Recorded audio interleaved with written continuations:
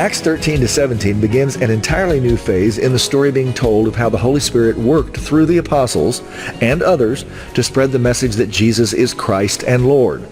Paul moves closer to center stage. Note that God did not change his name to Paul. That was his Greek name. Both Barnabas and Paul are called apostles in Acts 14:14. This does not mean that they now belong to the 12 in Jerusalem, but it does show that apostle was a functional term meaning having been sent or missionary.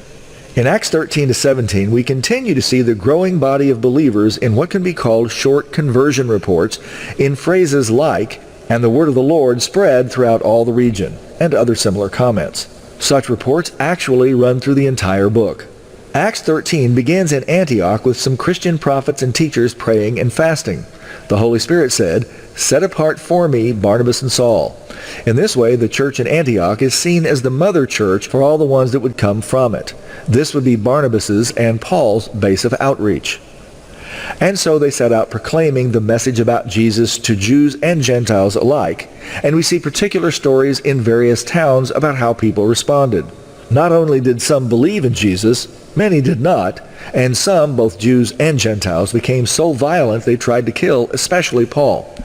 The message is the Holy Spirit works the will of God, not necessarily only in safe or non-threatening ways. Not all Bible scholars today like Acts, and they pit Christians against Jews. But the story in Acts is about Jews believing in Jesus the Jew as Lord and Christ, and reaching out to all, Jew and Gentile alike, which was always a promise in the ancient scriptures. Many Jews, including priests and Pharisees, became believers in Jesus as the promised Messiah. And so, in Acts 15, a not surprising hot debate arose. Must Gentiles be circumcised as a sign of the covenant to be saved? Some said, "You bet they do." And teachers from Jerusalem came to Antioch and said, "Hey, you'd better get with the program." In other words, faith in Christ was not seen as a new religion, but as God fulfilling his promises to Israel.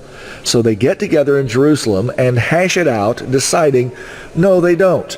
And then they wrote the very first letter that is recorded from any group of believers to another, encouraging all early Gentile believers to respect the purity laws of the Jews. They were trying to work for peace, and they also commended Barnabas and Paul.